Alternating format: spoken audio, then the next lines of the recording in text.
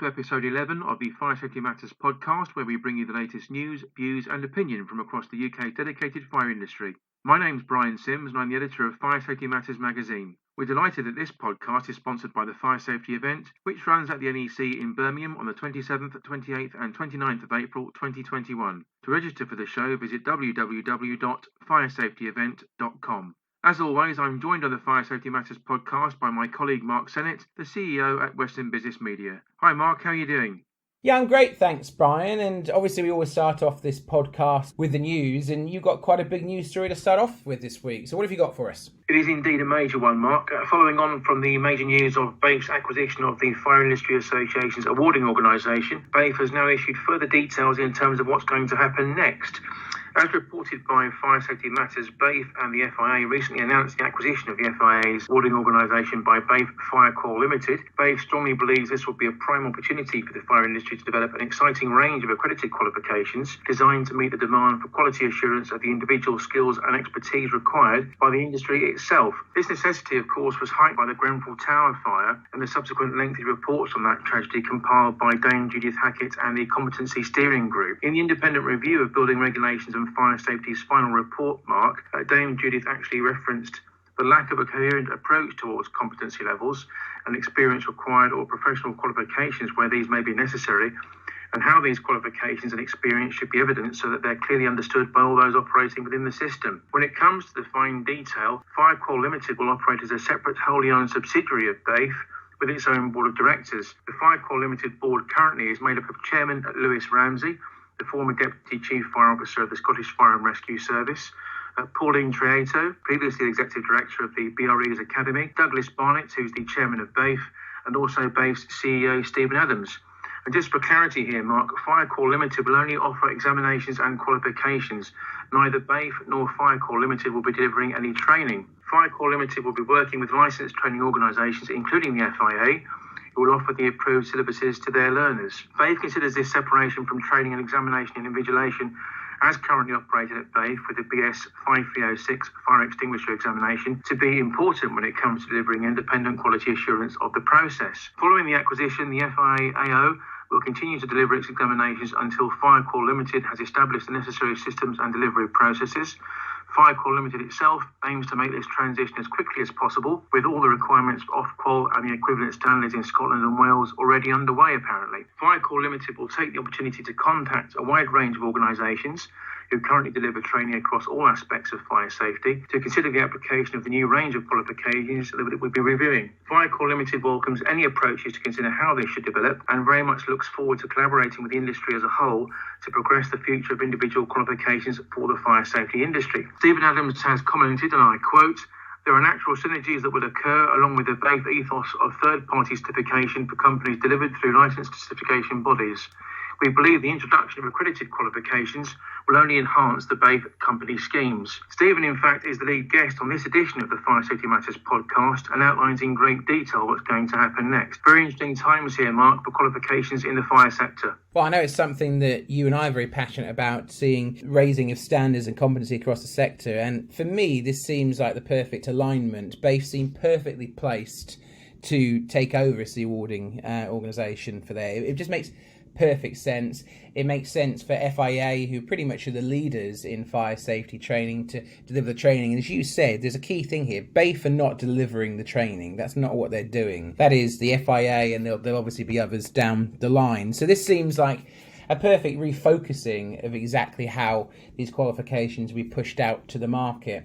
And I can't really add too much more than what you've added, other than, I've spoken to Stephen in private and I've spoken to Ian Moore, and everyone seems very happy about this. And as I said, it seems perfect synergy between the two. And of course, we'll learn about this in great detail from Stephen Adams in a moment, who, as you said, is our main guest this week. But if I now move on to my story that I wanted to cover first, and I was looking through the website of different stories that you've written, and this was interesting. We always look at market research reports and like to share them. And there was a good one on the active fire protection market that you covered. So the active fire protection market, of course, comprises fire detection, alarm systems and suppression systems. So there was a research that came out from AMA Research which shows that the active fire protection market is expected to grow by 14% between 2020 and 2024. That's great news if you're a sprinkler manufacturer or you're advanced, a cheeky, Kentech, etc. on the panel and detection side. But alarm detection systems account for about 63% of the overall active fire protection market,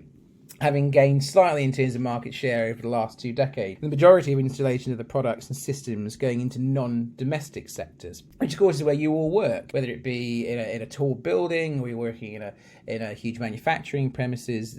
We're obviously aiming at that market. So over the last decade or so, innovations in detection technology has significantly reduce the likelihood of the number of false alarms happening. And this makes a big difference. And we've all seen how the Fire and Rescue Service has now started to put in call-out fees if there's too many false alarms. But the number of false alarms have massively reduced, Brian, and there's been some great projects. BAFE were involved in it too, with the Scottish Fire and Rescue Service in terms of a project in eliminating false alarms.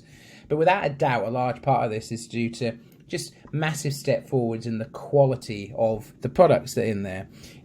For their part, domestic smoke alarms only account for a small proportion of the total active fire protection market's value. But AMA Research currently forecasts that a decline for active fire protection measures in 2020 is going to happen because of COVID-19.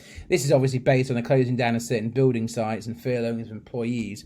But we go back to fire detectors. These serve to identify where a fire is occurring, or by locating heat, smoke or flames. And this obviously will deliver an audible alarm, talking obvious here, before it notifies the Fire and Rescue Service. But the expectation for fire detectors through this research is they think 17% growth in that market between 2020 and 2024, where overall the main high figure here, Brian, was a 14% growth for the active fire protection market in general over that the next 4 years. But 17% growth just in the fire detection market was an interesting statistic, and it ties in nicely to the Fire Industry Association. Again, they do their State of the Market report each year. This will be welcome news for manufacturers out there, because it's been a tough year for all of us, hasn't it, Brian? In a sense, we're seeing with number of building sites closing down because of COVID and now everything started to reopen. So it was right that we shared some good news, that it looks like we're going to see some good growth in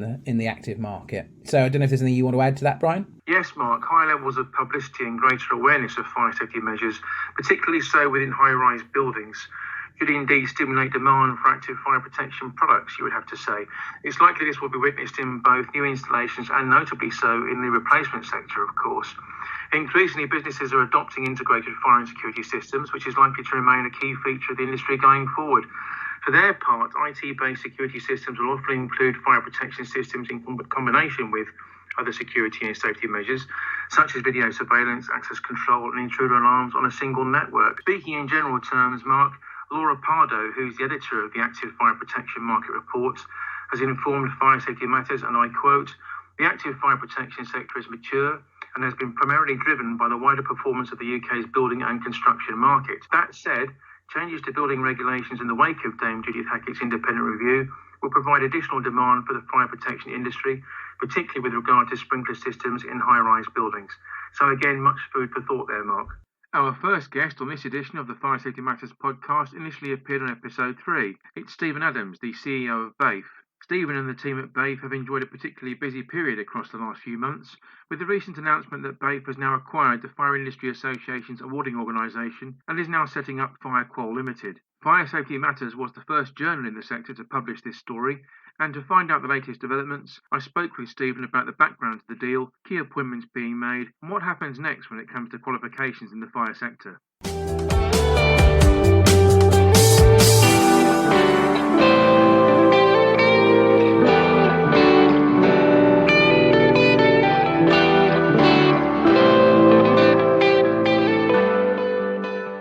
Stephen, precisely why did BAFE decide to acquire the Fire Industry Association's awarding organisation? Morning, Brian. The opportunity was presented to us towards the back end of 2019. We've obviously had discussions with the FIA since they established FIA, AO, because the industry, and particularly in the area of fire alarm technicians, has needed qualifications, properly accredited qualifications, for a long time. And the initiative that they took to set it up, I always admired, and I felt they were doing the right thing. But I guess the issue from their point of view is trying to get that out to the wider industry, not just those who wanted training through the FIA. So in terms of an opportunity, everything that we've been doing on the working groups set up by Dame Judith Hackett has pointed the industry towards competence. Now, BAFE is the body that awards third-party certificated competence registration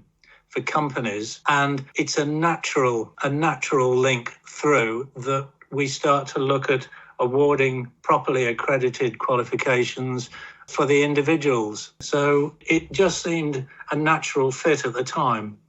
Obviously, COVID got in the way a bit, so it came to a bit of a grinding halt in March. But I have to pay tribute to the BAFE board and a number of individuals within BAFE and the FIA that once we'd tried to get a measure of what COVID was going to be doing to the fire and construction industry, we took the decision again in May, June time to restart the discussions and get on with it. But this is all about independent measurement and approval of competence, and that just fits naturally into what BAFE does.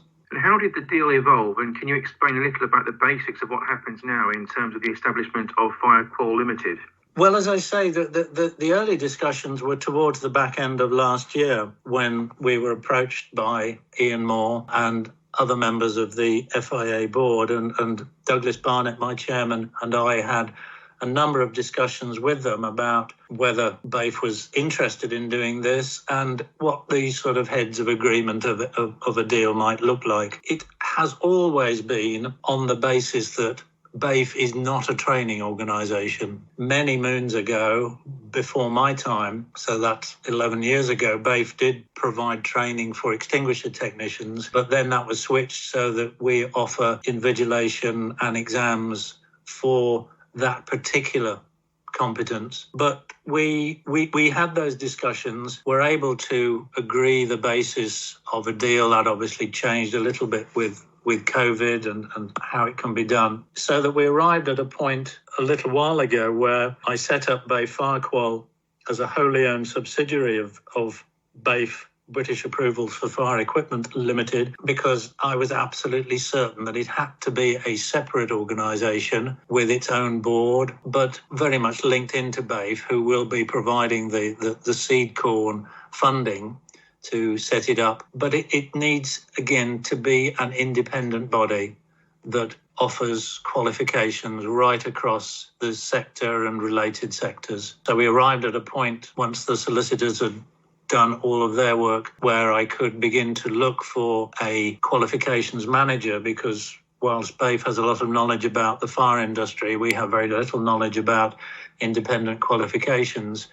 So I went and used a specialist agency, and we've recruited an excellent candidate who starts today, Nick Preston, who's going to be running all of the qualifications side, reporting to me, reporting to the new FireQual board, who will ultimately report to the BAFE board. So we signed agreements 2 weeks ago now to crack on with it. And what's the governance structure for FireQual Ltd, Stephen? And could you outline its key aims for the benefit of our readers, please? As I say, there's a board that is separate to BAFE. The new chairman is Lewis Ramsey, who many people in the fire industry will know. He was deputy head of the Scottish Fire and Rescue Service and has had a strong interest in competence and qualifications throughout the UK. His sphere of interest wasn't just within Scotland. We have Douglas Barnett, who is the chairman of BAFE, is also a director. And at a fairly early stage, I was recommended to the expertise of Pauline Trato, who was executive director of the BRE Academy until fairly recently. She is extremely knowledgeable on the workings of Ofqual, on exam delivery, particularly online exam delivery, which is the basis of what FIA AO have been doing, and has been an enormous help to me in terms of beginning to get this setup going. So we had to bring in fire and competence expertise. We have to bring in educational expertise, and we don't want a large board, but we may consider bringing on another director, again from an independent educational background, but we'll see how that progresses. The aim of FireQual is to try and bring together and develop qualifications for the fire industry. I've spoken at some length, it has to be said, during the whole course of the Grenfell working groups about the need for the fire industry and related sectors to have proper qualifications. The professional bodies were there, and my great fear at the outset was that the professional bodies, particularly in the construction industry, would try and take over, if you like, the competence discussion, whereas it's the trades, it's the people who install things and maintain things and design things and do assessments who actually deliver safer buildings. And we've not had properly approved qualifications in most, I would say, of those skills. We will be aiming to offer those skills using the expertise of people in every sector. We have a model within BAFE where we have monitoring groups. Each of the BAFE schemes has a monitoring group which looks at the scheme, makes sure it's up to date, makes sure it meets current standards. And I'm intending to set up different monitoring groups for each area of qualifications. So we've got experts from those sectors working with us to determine what should be on the syllabus within each area. So we're aiming to provide independently assessed qualifications. We're working hard to get Ofqual approval and Scottish Qualifications Authority and Qualifications Wales approval, so that we can offer these qualifications right across the UK, and then work with trainers, of which there are many excellent trainers, to license them to deliver these qualifications, and then we will offer the exams. So our first priority is to bring across all of the data and the IT that FIA have been working on for the last 4 years, and get that in place so that we can deliver the exams. And then we'll be looking, and I have to say there's already a queue forming, we'll be looking out into wider areas of competence and expertise to develop and deliver qualifications in those areas. And how will the new awarding organisation actively enhance qualifications for practising fire sector professionals, do you feel, Stephen?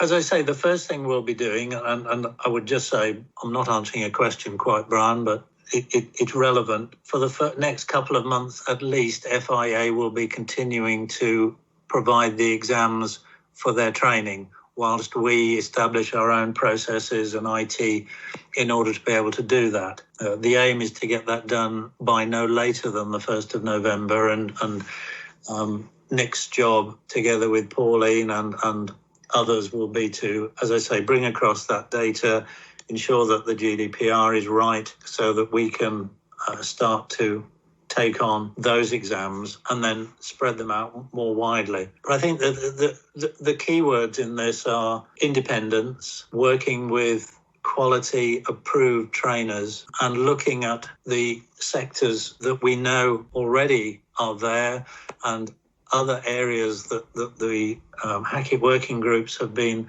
pointing out need proper qualifications. I mean, the obvious there's two obvious examples. One of which is the current extinguisher technicians exams, which, as I say, BAFE currently provides about 70-75% of all of those, but we want to and do work closely with the other trade associations who do the examinations to get that on board as a properly accredited qualification, so that technicians can say they've got a level 2, level 3, whatever it turns out to be. And then fire risk assessment. There are no proper qualifications for a fire risk assessor. There's some extremely good courses about, there's some very good training about, but they're not accredited. And we need to be sure that the end users, the new building safety managers and all of the setup that is being put into the building safety bill will be able to seek out and find well-qualified, developing qualified people who can meet their requirements. So, and that spreads right across the industry. We've got our schemes where individual competence can be an important part of those. There are other areas which we don't currently have our own BAFE schemes that we will be offering it. So there's going to be a lot of hard work. There's a lot of ambition there. BAFE has always been about providing third-party certificated competence for companies and the individuals who work in them. And now we've got a new tool and measure whereby we can provide third-party accredited competence for the individuals who work in them. And lastly, Stephen, what plans are in place for consulting the industry on the best way forward for fire education, and what form will that consultation take in practice? Well, I've already mentioned the monitoring groups, and we rely on industry experts to help us and advise us on what should be included in our current competency schemes, and we will be doing the same to advise us on what should be within the syllabus and within the qualifications for FireQual. The training organisations obviously have a lot of skills. We need to be finding good people who can actually write questions. That's very much a skill of its own. So we will be looking at the industry. We've just begun setting up the FireQual website, and people can register interest there. We have a lot of contacts through the work that, and if I can just, again, leap slightly sideways, Chris Auger, we've just appointed him as Director of Schemes for BAFE with the responsibility of running the schemes, which he does on a day-to-day basis now. But he's done a fantastic job on a number of the working groups. I'm thinking particularly of the installers working group and others, and then the central competency group, to spell out the importance of third-party certification. And we've had a lot of support from UCAS at a very high level in doing that. So we want to involve trainers, we want to involve the industry and all those who have the best interest of fire safety and life safety at the top of their agenda, because it's at the top of ours. And that's why we're doing this. As I say, BAFE won't be doing training. It will be very much down to the trainers to determine and to get the candidates. We will not limit who candidates are. You don't have to work for a BAFE registered company. That's why I wanted to maintain that separation. So anybody who wants to gain the qualifications, approach the training bodies who we will be approving and monitoring in the same way that we approve and monitor our certification bodies. So, another parallel. But anybody who wants to gain the qualifications and goes to one of our registered trainers as we begin to establish them can gain that qualification, whether they work for a BAFE registered company or not. It's about improving competency and skills. And the more we can involve as broad a range of the fire industry and the related sectors, the better it will be. And that will be our mission over the next few years.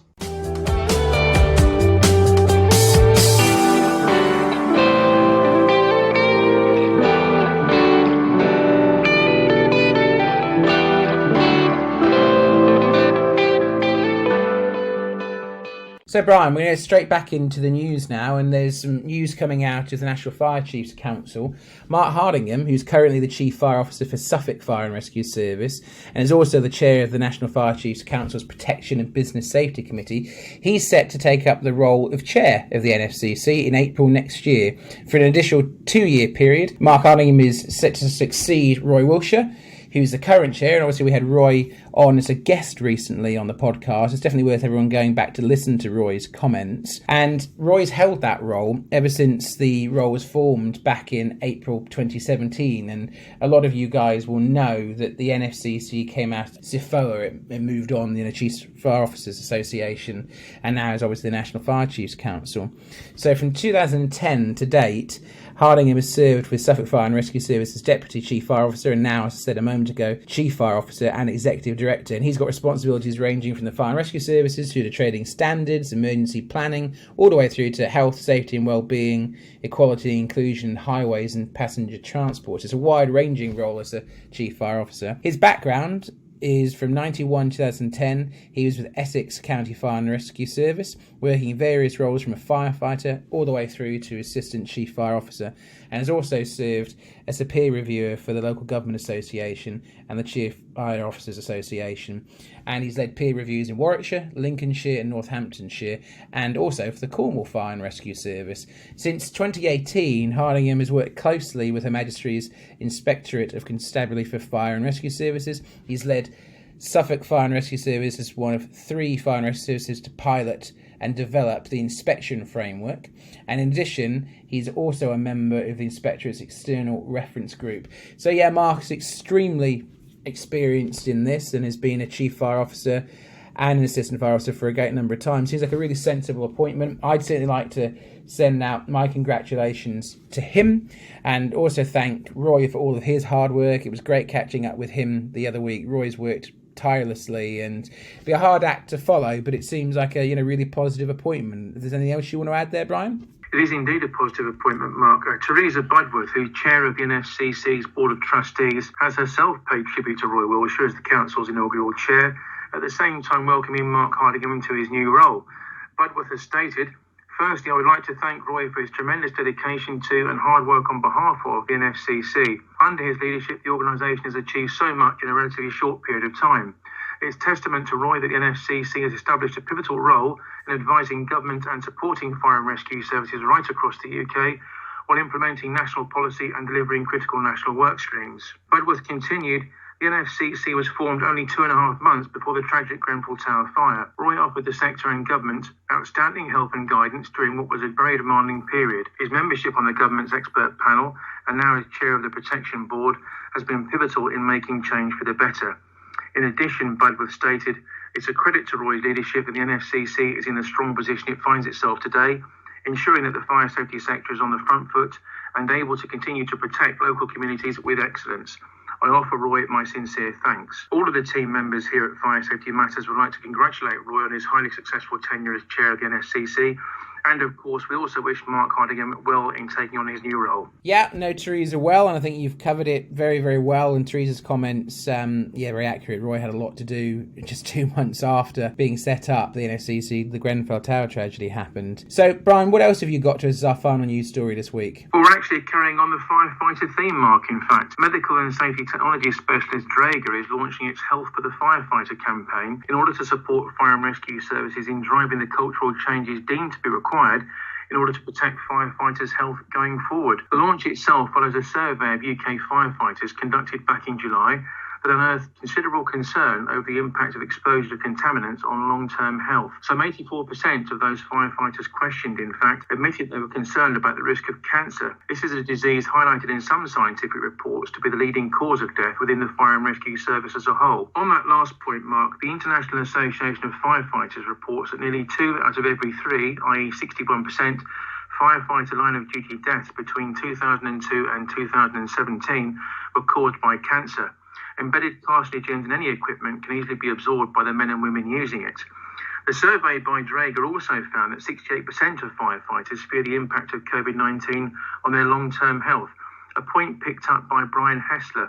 Brian is the consultant and specialist advisor at Draeger Safety UK and the former Chief Fire Officer for the Northumberland Fire and Rescue Service. Hessler himself has observed, and again I quote, "The COVID-19 pandemic and the ongoing fears over cancer have highlighted the critical importance of hygiene. A significant cultural change is obviously required. We need to move away from firefighters wearing dirty kit like a badge of honour that proves their hard work and value towards understanding that clean and well-maintained kit, supported by detailed and robust hygiene processes that mitigate every contact with contaminants, is absolutely essential. Hessler continued, one firefighter surveyed said there had always been a bit blasé about invisible contaminants. This situation simply has to change. The Health for the Firefighter campaign will support the fire and rescue services in helping to communicate and indeed provide training on the importance of detailed hygiene processes, from the handling and storage of masks and breathing apparatus right through to the subsequent cleaning of kit after an incident has actually taken place. It will also offer bespoke workshop solutions that allow firefighters to guide the potentially contaminated kit from entering the station through to washing and drying processes, and on again towards leaving the fire station to be used once again. The July survey also revealed the most important factor in combating firefighter concerns over contaminants to be the cleaning of masks, with 97% of respondents rating this as very or extremely important, closely followed by the cleaning of breathing apparatus and the cleaning of PPE. While manual cleaning of equipment is still generally the norm within UK fire and rescue services, the survey revealed 3/4 of respondents believe that mechanical equipment washing would improve their health. It's clear from all this that there's a good deal of concern over the cleaning of equipment due to the pandemic, Mark. Consistency has to be the key here, it would seem. The manufacturers of medical and safety technology products have a responsibility to innovate solutions that support change. Yeah, it's an interesting one. You know, many of you will know that we have a sister podcast, the Health and Safety Matters podcast, which I host, and it's obviously for our sister publication, Health and Safety Matters. And I've run a number of articles over the year with Draeger to do with PPE, and many of the listeners here will be responsible for health and safety as well as fire safety. And more, health and well-being is becoming part of the job. It's becoming part of your job. And you can supply the right amount of equipment or the right equipment, but it does need to be properly maintained and properly washed, cleaned and decontaminated. The hidden killer aspect has been a big concern. There used to be the hidden killer campaign to do with asbestos, etc. But actually, COVID-19 has highlighted the concerns about the hidden contaminants, and this is a very worthwhile campaign. Firefighters, as I've said many a time on this podcast, do a really, really important job, but as you've highlighted here, Brian, and as this campaign shows, they're not just at risk when they're out fighting a fire. It's what's been burning around them, what's been caught on their clothes, what protective equipment, how is it being maintained. It's when they're getting their kit off and having to put it back on, is it safe to put back on? And as I've said on many podcasts, everyone that goes to work has a right to come home safe. And in the firefighters' case, as I've just said there, it's not just about when they're going in, risking their lives in a fire. Their health is still at risk from what they can be exposed to. So I think, it's great that Draeger are raising this, and it's certainly occupational health, occupational cancers is something that continues to need to be tackled. So yeah, it was definitely a story worth sharing. So as we move on now to our second guest, is Warren Spencer's back. Warren obviously had a week off last time because he was on holiday, but Warren has prosecuted more cases than anybody else under the fire safety order. I think it's more than 200 cases now. And I sat down with Warren earlier on and I asked him a question that we had in from a listener. Here's what he had to say.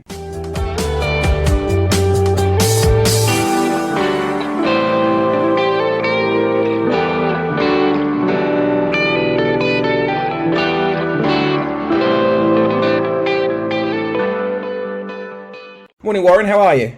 Morning, Mark. I'm very good, thank you. And yourself? Yeah, good. I think, we've both come back from a holiday each, so hopefully refreshed and ready to go. You have a good time in Turkey? Yeah, very good time, thank you. Yeah, forgot about work for a week, which was necessary at that point. Well, in your absence, obviously we missed you on the last podcast, but as I said, good reason for you being away with the family. But we've had a good question come in, and for anyone listening to this episode of the podcast, Warren is here for you to give you advice. And if you want to ask Warren a question or get me to ask Warren a question, all you have to do is go on to Twitter or LinkedIn and use the hashtag FSM Podcast. And we've had a question in this week, and I thought we'd start off with that today, Warren, if that's okay.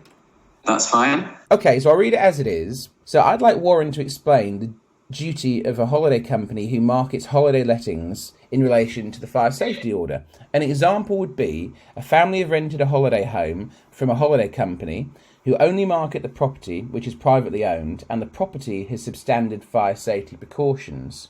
Would only the owner of the premises be liable, or would the holiday company who are acting as the marketing/management have a level of responsibility? Warren, if you could discuss any prosecutions in relation to holiday homes, I'd be really grateful, is what our listener says. So can you tackle for that for us, please, Warren? Yeah, sure. I have had cases involving holiday lets, and first of all, whether the order applies. And it's clear that the order does apply. It's not a single private dwelling, so holiday lets certainly covered by the order. But whether or not the holiday marketing company can have a level of responsibility, which is what the question asks, I would say yes, because we've been through this before. It's Article 5 of the Fire Safety Order, and whether or not a person has control over premises. If a holiday let company, marketing company, is placing people in premises, that is a degree of control, because it has the power not to put them or direct them to that property, which is the ultimate control. If it goes further and the holiday let company is aware that the premises are substandard from a fire safety point of view, then clearly they can potentially be liable under the fire safety order, because they have that level of control to be able to say, no, we don't recommend this property because, and they can say there are issues with the fire safety. So if a prosecution file landed on my desk where a family had been to a holiday let and we've been concerned about the fire safety standards within those premises, yes, immediately I would look at the owner for not implementing the appropriate safety measures, but I would look at anybody else who had potential control. And then I would look at the contractual situation which existed between the owner and the holiday let company, and that should outline the obligations of the holiday let company. If that contract deals with restricting the obligations of the holiday let company, then that's what Article 5(4), 5 in brackets 4, deals with. If there isn't any particular restriction on the control or obligation, then I would look at both parties and I'd look to prosecute both parties. Well, thanks for that, Warren. I'm hoping that our listener got everything that he wanted out of that. As I said earlier on, if you'd like to get your question asked to Warren, he is here to assist you. All you need to do is go on to Twitter and LinkedIn and use the hashtag FSM Podcast. Now, Warren, as always, if people want to get in touch with you, how's the easiest way to do that? By contacting Blackhurst Budd Solicitors, which is easily found on Google, or through LinkedIn. I'm on LinkedIn, or via Twitter at Fire Safety Law on Twitter in the usual way. Thanks, Warren. It's great to see you. Thank you, Mark.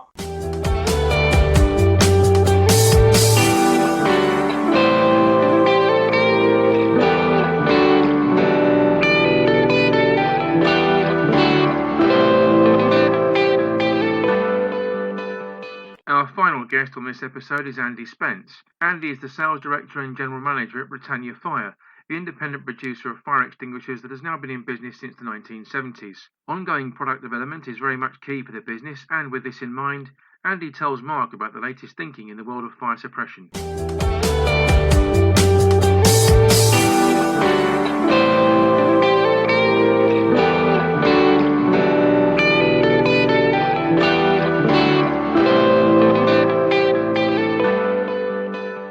Good afternoon, Andy. How are you? I'm really good, thank you. How are you, Mark? Yeah, good. It's good to have you on. So, I've got a number of questions for you today, but you actually approached me wanting to talk about quite an interesting topic. So I'd like to start off with that. When we were off air, you were talking about innovation and how this can sometimes be stifled by how long it takes to meet the relevant standards in the fire sector. So this would be a good topic to talk about to our listeners. So could you give us your thoughts on this, Andy? Yeah, sure. I mean, innovation is something we're always passionate about at Britannia Fire, and we've done quite a few innovations in our time. And it's really pleasing to see that the UK government are also driving the passion for innovation by giving grants and R&D tax credits and so on and so forth. So, you go out there and you get this innovation, you grasp it, you do all the technical work behind it and develop your strategy, and you get a disruptive technology, and you try and bring it to market, and it just gets stifled. It's frustrating. It's unbelievable.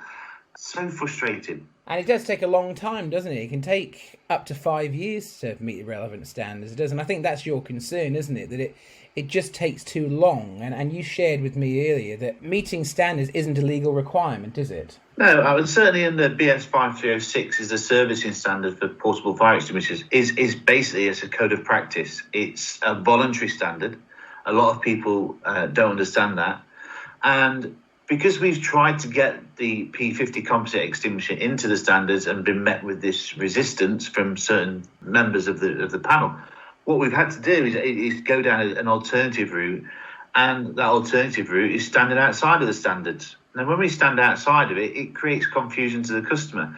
But when you explain those nuances to them, and explain to them that we're working alongside the EN3 and the European standard, then they tend to understand it and see why the innovation is being stifled to some degree. So we'll come back on to composite extinguisher in a moment, but not all of our listeners will be familiar with your company, Britannia Fire. Can you tell us a bit more about Britannia Fire and what the company does? Yeah, sure. Well, actually, it's our 50th year this year, so we really are celebrating our 50th year as Britannia Fire, a British manufacturer based out in Norfolk, just on the outskirts of the city itself. Our founder, Roger Carr, is 75 this year, so we've got a double celebration as well. So with its 50 years and his 75 years in the industry. And Roger's always been in the forefront of innovation. It's in his blood, it really is. And he's developed some wonderful products over the years, developed them, brought them to market, and he shows no sign of retiring at the moment either. So, yeah, it's still as passionate as he was from day one. And, we've talked about, you are passionate about innovation over at Britannia Fire, and our listeners and the readers of Fire Safety Matters are very diverse in terms of their job roles and what they do, but you also have a very diverse list of clients. So I thought it'd be quite useful for you to be able to share with people that aren't familiar with Britannia Fire just a list of some examples of who your client base is that have taken up composite extinguishers, because a number of the clients you have will be very similar organisations that our listeners work for. Yeah, sure. Heathrow was one of our major clients to bring on board. They want to work with small to medium enterprises. We tick that box. We have the innovation. We have the circular economy for them.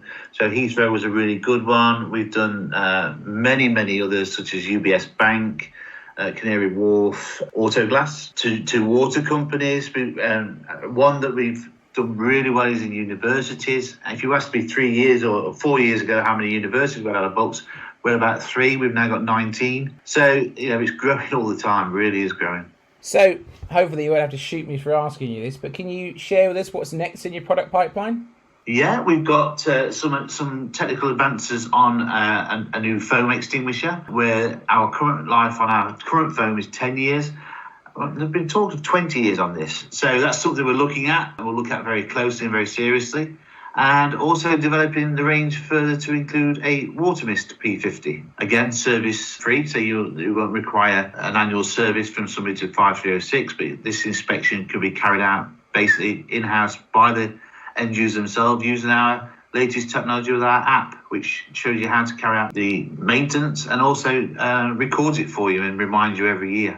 It'd be remiss of me not to ask you, but how have you guys coped during the COVID-19 pandemic? How's business been for you guys? How have you coped? Yeah, we've done really, really well. I think one of the things that our unique selling point is that to put our extinguishers in, you don't need people coming in off the street to service them. So we've gained a lot of work with NHS. So a number of NHS trusts have now started putting the P50s in. We've also done a lot with schools, and also with the ambulance service. A number of different ambulance services across the UK have now started implementing the P50s as well. So, yeah, it's been a really busy time for us. Well, that's really positive. And, for those that have been listening today, if they want to find out more information about Britannia Fire or to get in touch with you, what's the easiest way to do so, Andy?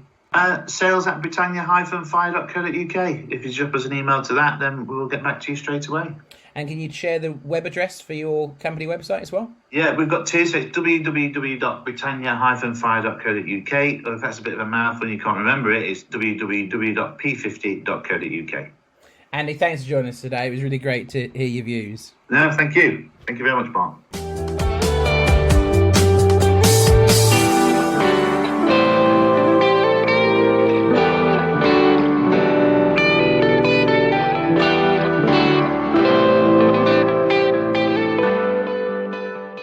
Brings us to the end of this latest edition of the Fire Safety Matters podcast. Many thanks indeed to Stephen Adams from BAFE, Warren Spencer of Blackhurst Budd Solicitors, and also Andy Spence from Britannia Fire for their valued contributions. You can read more on the issues raised here and others by visiting the Fire Safety Matters website at www.fsmatters.com. We do hope you've enjoyed the content and found it useful. On that note, please do contact us if there are any particular themes or issues you would like us to explore on upcoming broadcasts. You can do so on Twitter by using the hashtag FSM Podcast. Do make sure you follow us on Twitter at FSMatters_MAG. As a reminder, the Fire Safety Matters podcast is live to view every fortnight on Wednesdays. Please do like and share the content and spread the word among your industry colleagues. You can listen to the Fire Safety Matters podcast for free on iTunes, Spotify, YouTube or Podbean. All you need to do is enter the term Fire Safety Matters into your chosen platform search box. We'll see you next time.